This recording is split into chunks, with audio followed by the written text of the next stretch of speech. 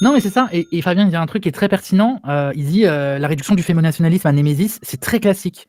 Comme les gens pour qui les racistes, c'est l'extrême droite. Et comme quand Mm. on parle, et notamment hier chez Boumed, on en a parlé, ça, est-ce qu'il y a des sionistes de gauche et tout. Oui, il y a des sionistes de gauche parce que la colonialité, elle est des deux côtés. Et le racisme, il est des deux côtés. En fait, et là, Exactement. c'est pareil, le fameux nationalisme, il est des deux côtés. L'homonationalisme, il est des deux côtés. Mm. Il n'y a pas. La gauche, elle n'est pas, elle est pas innocente du racisme.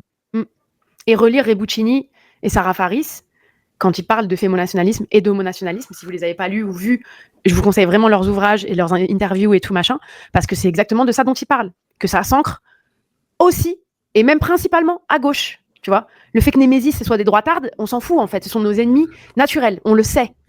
On va pas essayer de, tu vois, c'est pas contre elles qu'on... bref, je vais pas dire ce que je pense, mais t'as compris. Mais bref.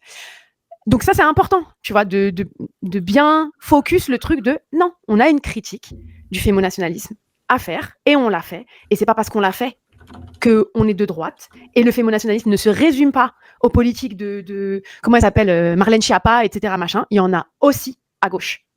Et surtout à gauche pour nous.